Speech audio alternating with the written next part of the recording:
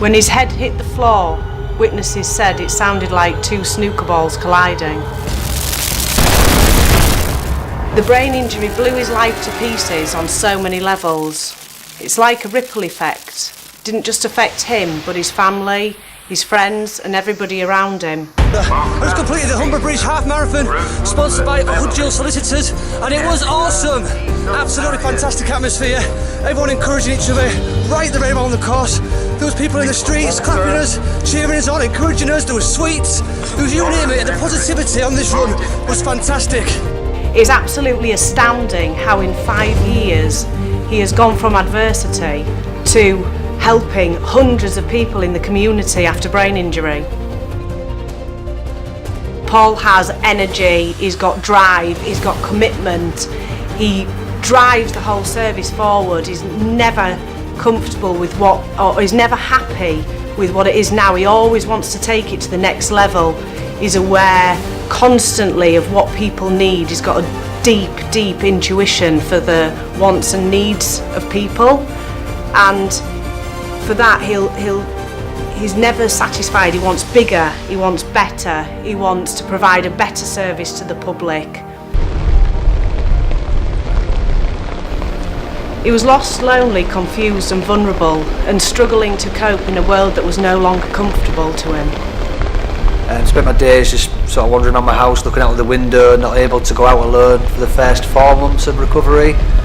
Just lost, very lost. It was just one day. I was functioning, but it was at a very low level of functioning. And then one day I just thought to myself, I'd do a little workout. I did 3 press-ups, 3 sit-ups, and 3 squats, air squats, and that was it. And it was only a small routine, but for me it was more putting them 3 together. That was the real important thing, because up until then I probably hadn't even thought what a press-up was. That wasn't on my radar. I did this small routine and I actually felt really good from it. And then the next day I did it again, and I did it again. And I continued to do that, and I put 4 press-ups and I just built it up slowly. And the fitness journey started there. You know, so I started small and built it up. And then I did that for about 6 weeks. And then I went to the gym, which was a big step for me. I went to the local gym, went around the corner. It wasn't far from my house, which was good for me. I obviously just walked there. And I waited outside for about 5 minutes, not daring to go in, because at this point I still couldn't speak properly. I was still very vacant. It could be quite awkward if you'd have been talking to me. I could have zoned out. So it was a big step, but one of the most important steps of my life was walking in that gym, signing up, and setting to work. And as the journey went on, and I started running and exercising, actually memories was coming back. I started seeing things again, and it was actually exercise that I credit that happening. So I just put everything into exercise, and obviously I was struggling with anxiety, I was vulnerable. So as the journey went on, I got more awareness of my injury, which was a good thing. I was repairing, I was getting more mind space and more thoughts. The only consequence of repair was depression, because it was a realisation just how much this injury had just blown my life to pieces. But the gym saved me. 2 year mark I had to leave my job. It was a big blow, big blow. It'd been my career since apprentice. But I wasn't giving up, and I wouldn't let that injury beat me. So what I did was, I created a timeline of my recovery. And this was because my full journey hadn't been helped by the lack of community support. There was nowhere to go, no one to speak to, get information, education. My family had struggled around me. I was sat at home, I didn't have a job. My partner had moved out at this point, I still couldn't drive. So I was struggling. And so I created a Facebook page, and it was a timeline of my recovery. It was giving an insight into how it is to live with a brain injury, giving some education and some awareness and understanding how it is. I was exposed myself with depression and anxiety, which was difficult, but I knew to reach the people intended and to have good effect, I had to do that, and I was prepared to, for the people and for their families. I pressed publish, and before I knew it, lots of people, would he come and see my brother? Would he come and see my son? Would he come and see my dad, my gran, my sister, my son?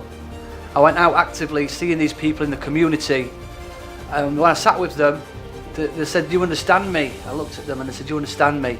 I said, yeah, I do, I've been through this. And they said, thank God. You know, my family don't understand. And I said, they're never going to. And we thought about working with different people, seeing them weekly, going to the gym, coffee shop, a walk in the garden, whatever it might be for that particular person I was doing it. 15 years ago, my brother suffered a serious brain injury. He was 15 at the time and he fell from a moving vehicle. So he was in hospital for 3 weeks. He had a large craniectomy and he pulled through, but it was a difficult time for us as a family. Upon leaving hospital, we were just kind of let out into the community, kind of there you go. We really struggled actually, really struggled. So I went to the NHS and told them their service in the community was poor, and we worked through me going away and working hard again to meet the right people and get a business plan and take it back to them. I actually got some help from an amazing man called Neil Hudgell, who I met when I only had a social media site and a lot of passion when I was working in the community. And Neil said, I want to help you, and he really did. He took me to another level, and I will never ever forget what Neil did for me. It was fantastic. He's a great guy I've got to know well as this journey's gone on. Went back to the NHS with a business plan with support from Neil and other businesses and family, friends, and we opened the first community-based brain recovery centre in Yorkshire.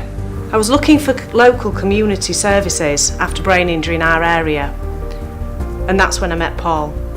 So when we arranged to meet, there was a mutual understanding between us. I could feel his energy and passion towards his cause, which was something that I shared myself. But obviously a lot of passion to provide a service that wasn't out there already, because he'd been through it and realised that there needs to be some support following discharge from acute services.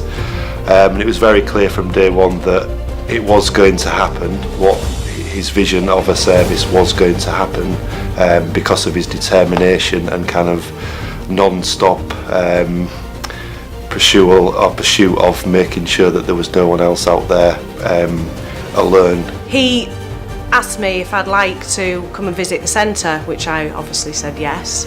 And during that first meeting, I offered my services. I said, I really want to help people, I love what you're doing, and I'll volunteer for you.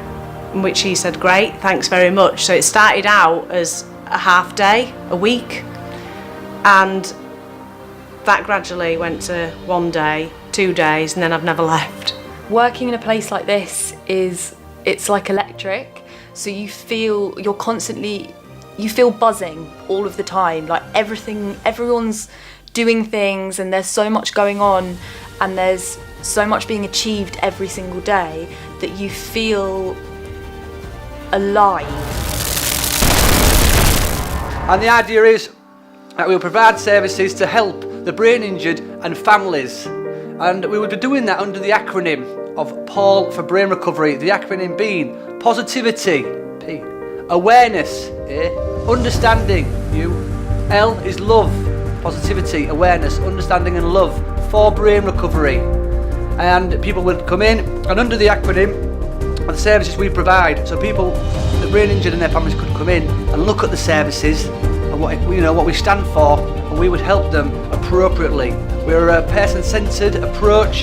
Everybody is different, everybody's unique in their own right, and we will all have our different challenges after brain injury, and whatever they are, the team and I will help you and your family.